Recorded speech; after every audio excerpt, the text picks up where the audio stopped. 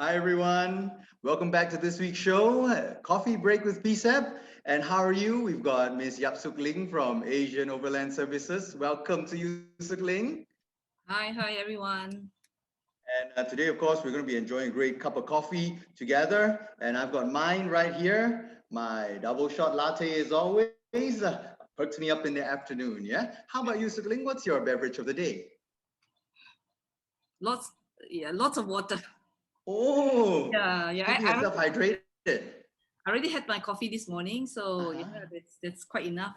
Yeah, thanks for having me. It's great to be able to join PSEP in this coffee break. I'm looking Yeah. forward to it. We've been having some great guests on the show, and today you're our special guest.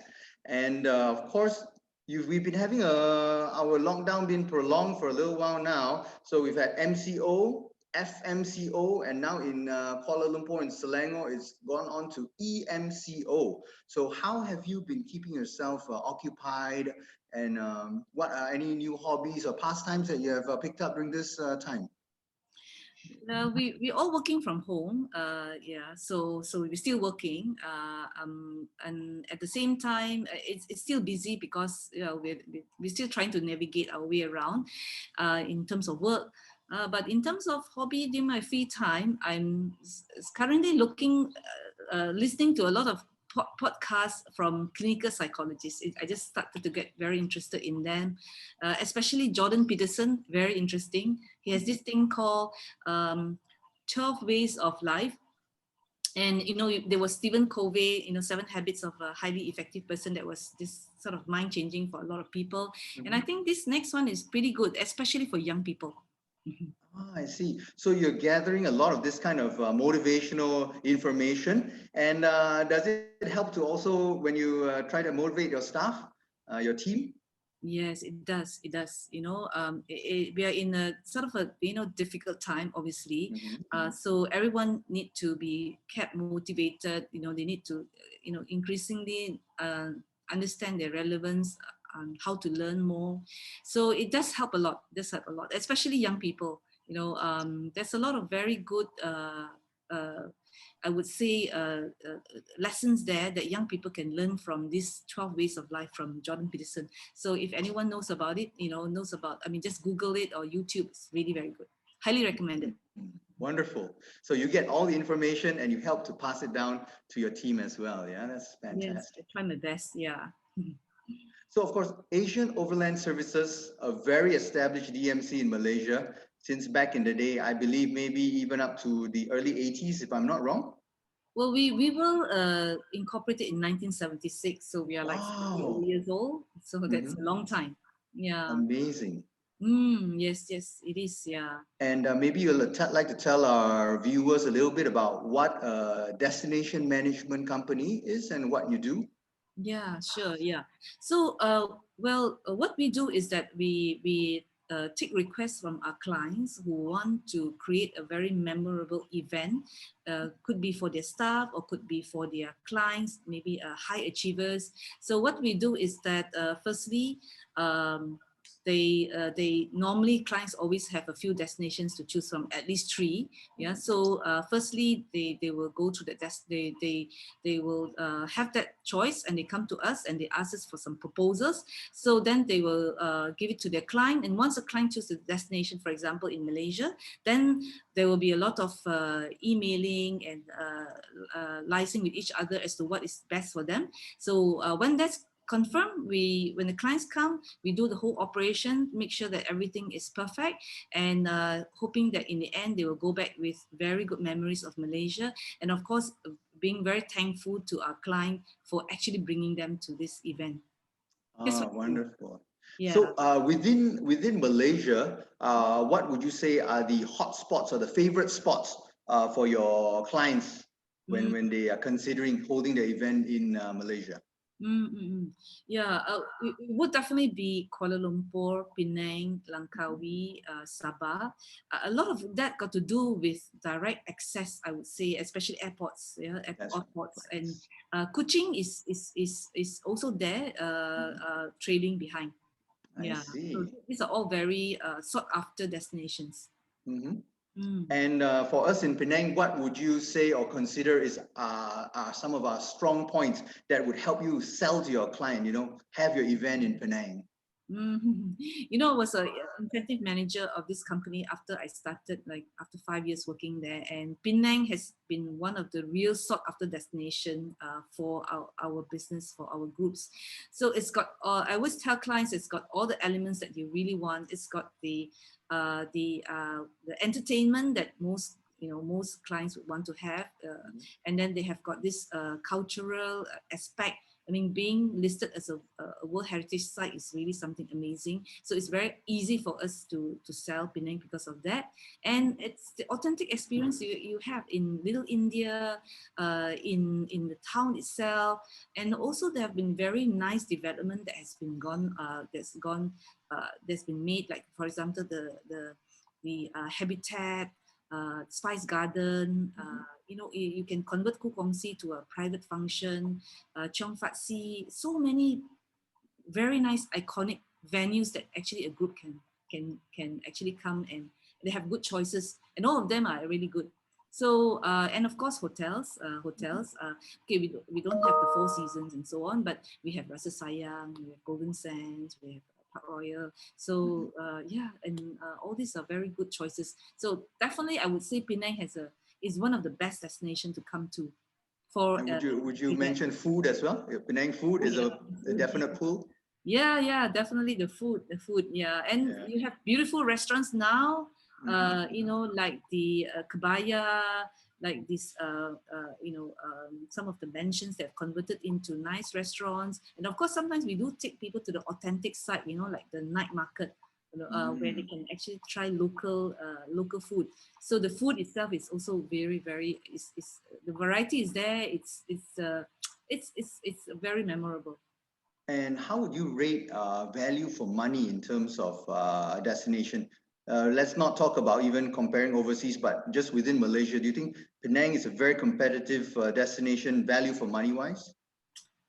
It is definitely very value for money. Firstly, the hotels are of good standards. Yeah. Mhm. Secondly, the professionalism that DMCs like us, and also our what we call it, support services. They're all very professionals. We all speak English. So for international groups, it's very, I would say, they can be at ease that it will be done in a very professional manner, and value for money is really there, because, well, I mean, the ringgit is not exactly, it's quite weak. So there's of course one point. But the other thing is that meals are very, I would say, inexpensive if you compare to the quality that you can have. Yeah. So I would say definitely very good value for money. Wonderful. Mm-hmm. Lots of reasons to choose Penang, yeah? Once again, to all the guests who are on the show, thank you for tuning in. And we want to ask you to help us leave a little comment, say hi. Hi to Sook Ling, hi to myself and all our team here at Backend over at PSAT. You can also send in your questions if you have any to Sook Ling regarding DMCs and so forth, incentives coming into Malaysia. If you have a question, send it in. Machen is online vetting through all the comments and questions, okay? So please do send in, please do say hi, and we're going to go on to our questions that we have prepared for today, okay? So we have mentioned what a DMC does. Next, we'll go on to the current situational analysis vis-a-vis COVID pandemic, and also what are you doing throughout this time since March 2020? Mm. Of course, for all DMCs, it's a very difficult time for us. Yeah, some of us actually depends a lot on international borders, which has been closed since March 18, yeah, 2019, right? So it's no, 2020, yeah. So it's been very, very difficult for us. Some have closed down, some of them have hibernate temporarily, yeah, and some of them have reduced their staff force drastically. I think they have no choice to do that.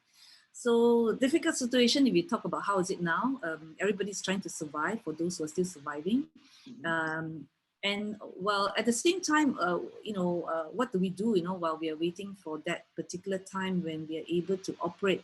Yeah, because even now, domestic, we cannot operate, right? Because, most of the states are under PKP, no district allowed, inter-district or interstate. So there are four things that would definitely, what we are doing, and I would say it's good to do. So the first one would be on sustainability, put a lot of emphasis and focus on that, because we are also looking at the future demand, preparing ourselves for the future when the borders open. Because one thing I always tell the team, we cannot be the same now, and after nearly 2 years later, we come back and we are the same, then that's something very wrong. Yeah, especially when we are not that busy dealing with the ongoing businesses coming in. So definitely focus on sustainability, how to run your events, your operations sustainability. That's a big demand now for that. Yeah. Then the second thing would be on your product. Yeah, we are trying our best now to improve our product or make new products to make it more creative. Because every client will say, we want the product that nobody else has. Yes, yes. And that's a tall order, right? So in order for us to do that, we must have enough product to say, yes, hey, we have this, to somebody else, okay, hey, we have something else. So that's the product side, yeah. And thirdly would be we call the training for the staff. Since we have time now, try to see where are the gaps that we can fill up in terms of skill set for the staff. That's one thing you can do.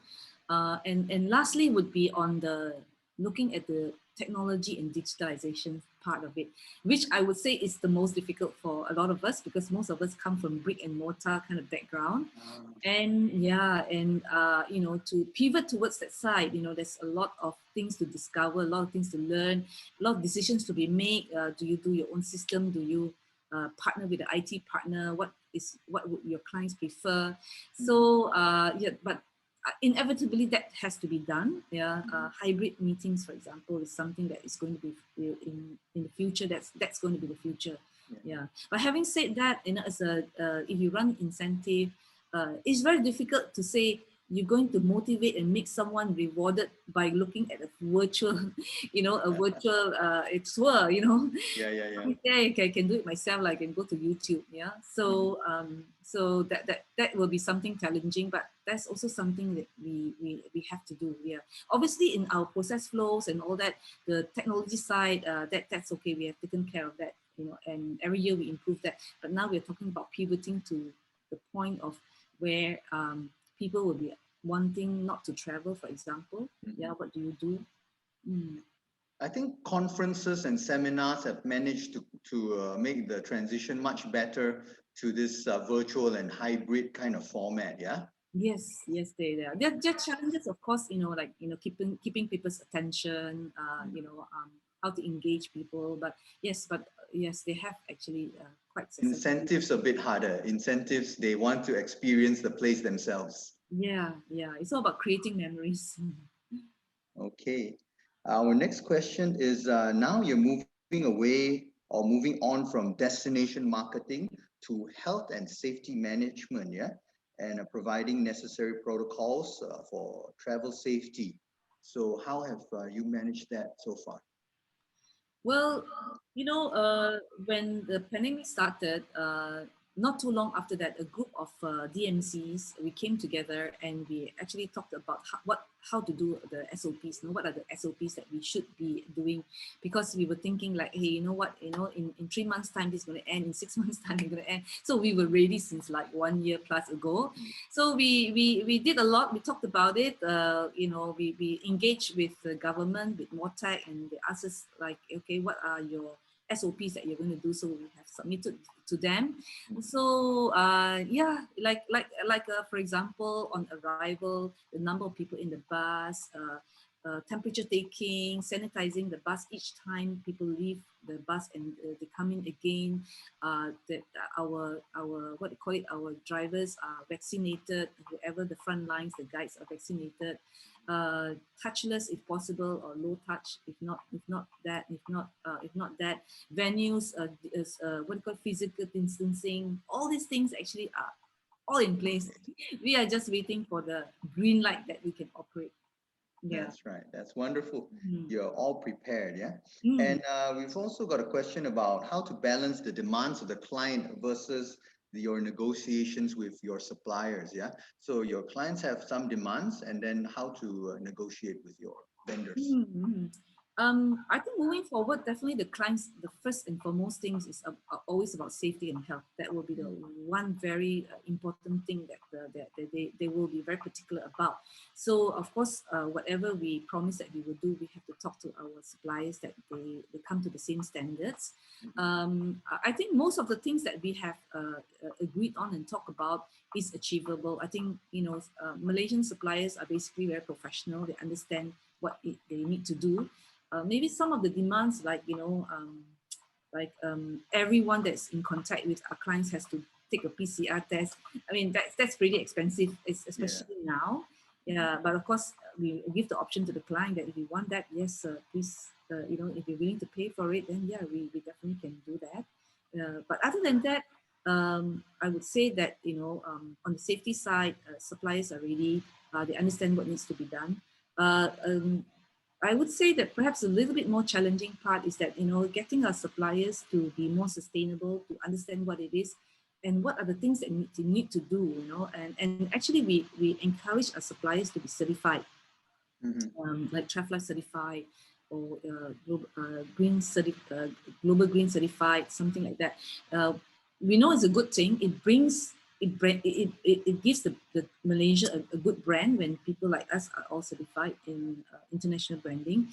So that one is a little bit difficult because, as you know, suppliers now, some of them are not doing anything. They're not earning any money. So some of them find it difficult to think like, okay, you know, Invest. I'm struggling to survive. I mean, do we have to do all this? Mm-hmm. So yeah, but that is something that we also like to prepare our suppliers with. Wonderful. Mm. Okay.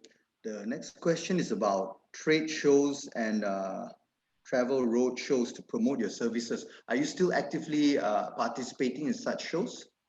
Yes, we are. We are definitely very active in that. Mhm. We do have our own initiatives, and we also been doing the ATM, the Gulf shows, some of PCEB road shows, some shows in China.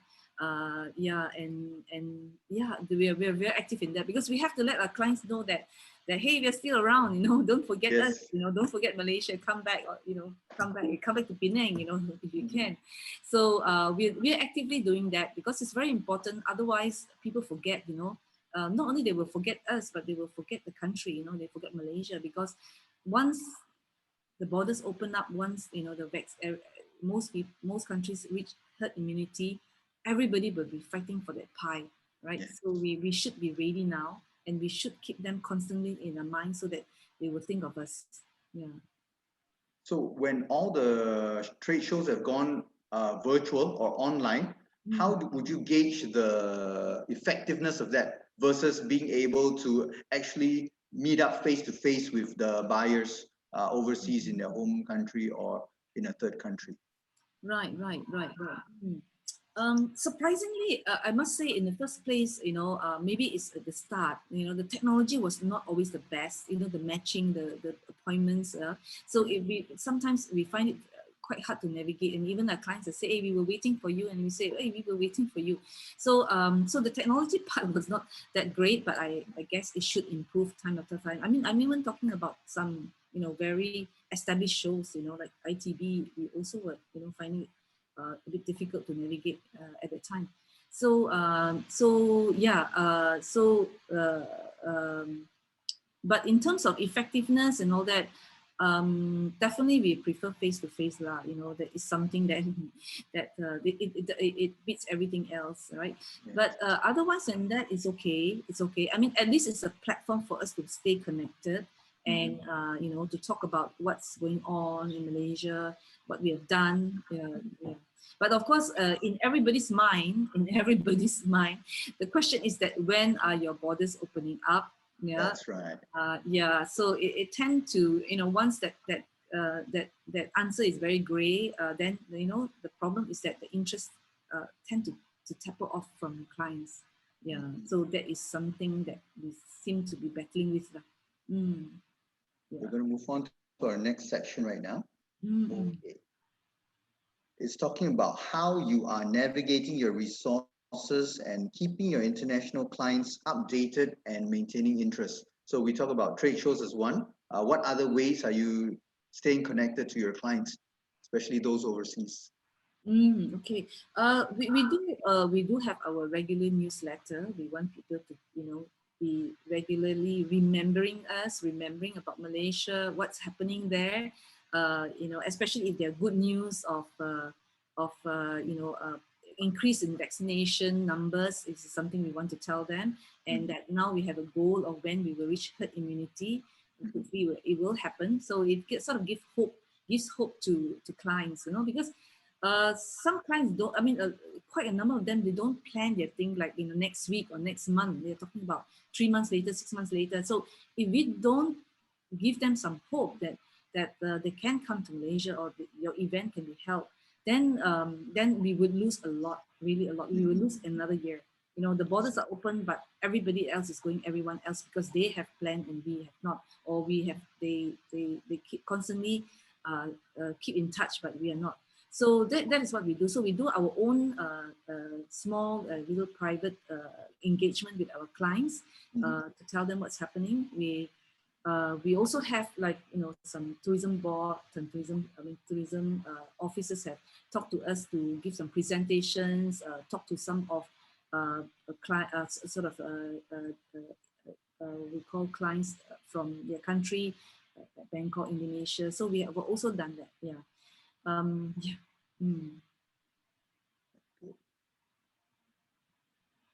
How about assisting your partners or your vendors in transitioning to other kinds of business model or revenue stream, like using your vans or buses for delivery or transport services? Mm-hmm. There have been we have our own fleet of transportation, but truth be told is that the movement has been very negligible. Yeah, and even all this delivery, what they call it, the opportunities that were said to be given to us, the terms were not exactly great because they are like short term, like 2 months, 3 months. I think the problem with that is that it's not fair to our drivers, because some of them have already got some kind of part-time job. So we can't ask them to leave it, do this for 2 months, and then, find another part-time job. I think that's not very fair on them. Yeah, so it's not been that successful, I must say. We have little movement, and whatever extra that we have, of course, we would love to pass it on to whoever our suppliers are, transportation truck suppliers who has been supporting us.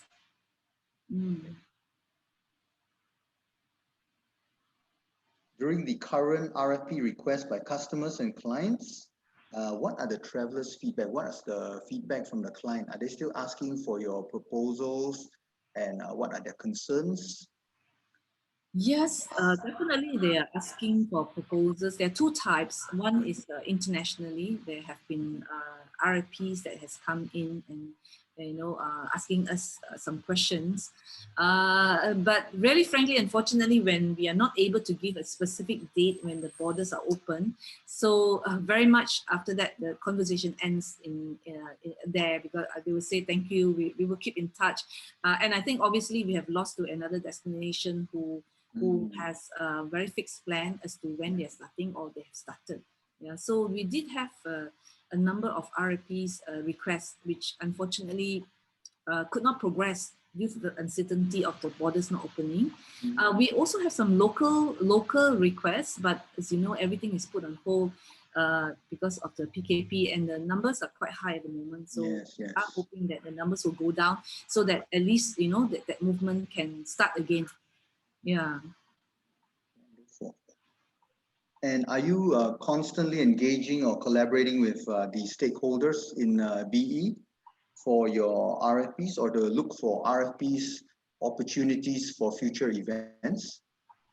Yeah, we keep constantly in touch with, if you talk about, if we talk about like, MySet, PCEB, and also if you talk about stakeholders like event owner, venues owners, or product owners, we are now constantly especially product owners, we are keeping in touch with them.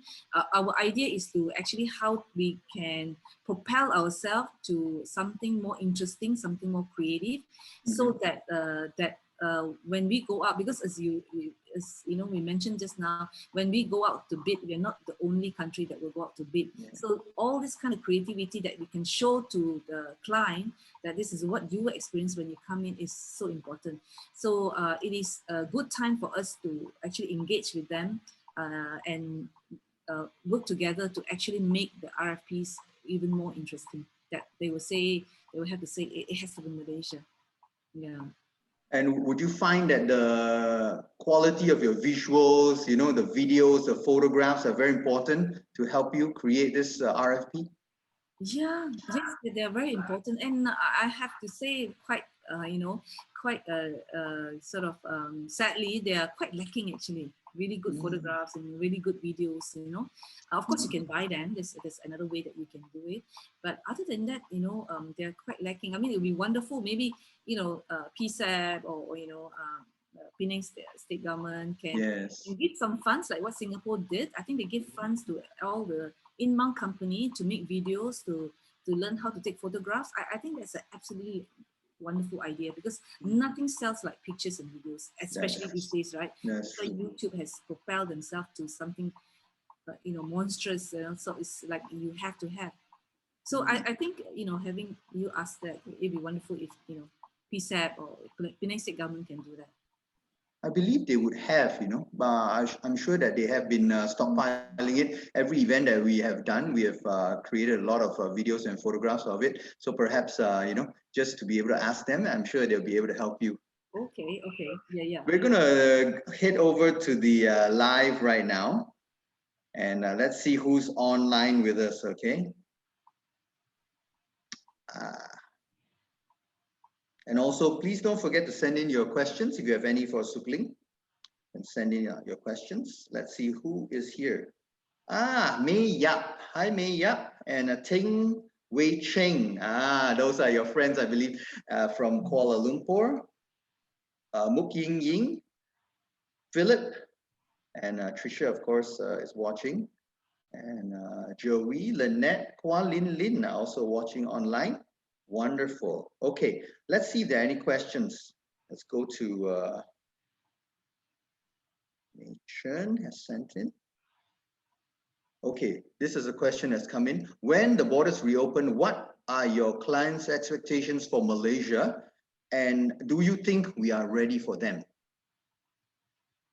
I think in terms, let's say we talk about the DMC side, right? On the DMC side, we are ready for them, because I mean, we have like nearly 2 years of preparation, right? So of course, like the most important thing is the safety protocol. Everybody is very concerned about that. I mean, especially when you bring your people that you want to reward in, you don't want to bring them to you know, a danger zone. So in terms of that, SOPs and everything's are in place. Everybody understands what they need to do, right? And we have hotels having these safety stamps, and also travel organization. So so all these things are ready, and I think we are definitely ready for it. Yeah, it's only a matter of that giving us the opportunity to prove ourselves. Yeah, that's wonderful. So we've got about a couple of minutes left on the show, and we want to give you a chance to just round up and give us some conclusion, what you think your hopes, and you know, what we can look forward to in the coming months. Give us something to hold on to at the end of the show. Well, I can say that, you know, we have done events and you know, trips to Penang, and it's such a, you know, such a wonderful place. It's so much potential. So what I would like to say is maybe something for the government, yeah, to have faith in us, you know, as a professional organizer. So, you know, as a DMC or business event organizer, conference and so on, you know, we're all professionals, we know what we are doing. We have all the SOPs set in place, whether it's like staggered arrival, staggered departure, physical distancing, touchless or low touch technology. So we totally understand what we need to do. And in actual fact, there already have been a few conferences that have been held, and there has been no untoward incident whatsoever, very smoothly handled. So if you compare to many other things that's allowed to operate, we actually find it quite puzzling that why business events are not allowed to operate. And if you talk about attendees of these events, they are business owners, they are management level employees, they are what do you call it, professionals, you know. Obviously they understand what needs to be done. So Yes. I would just say, you know, have courage, have what they call it, faith in us, allow us to operate, even though if maybe on a small scale, if you don't think that we can handle big events, and on a small scale, come and see how we do it, so that you can also see that, hey, you know, whatever they say is being fulfilled, and yeah, allow us to do that so that we can start, just a start, yeah. Yes. Something. Start off small and map the way back for Yes, business events. yes, I think all of us are asking for that, basically. Just have faith in us. We know what we should do. So once again, Sook Ling, we want to thank you for your time. That's Miss Yap Sook Ling from Asian Overland Services. Once again, to all our viewers, we want to thank you for joining us here on Coffee Break with PCEB. We'll be back on Thursday at 3:30 p.m. And our guest on Thursday is Mr. Casey Fu from Andres Purdy. He'll be joining us talking about his role in business events as well, and how's he been affected, and also what are the actions that he's taking to overcome it. Yeah. So please do join us Thursday, 3:30 p.m. So thank you once again, Sook Ling. We appreciate it so much. And we'll see you all again on the next show. Bye. Bye, everyone. Bye.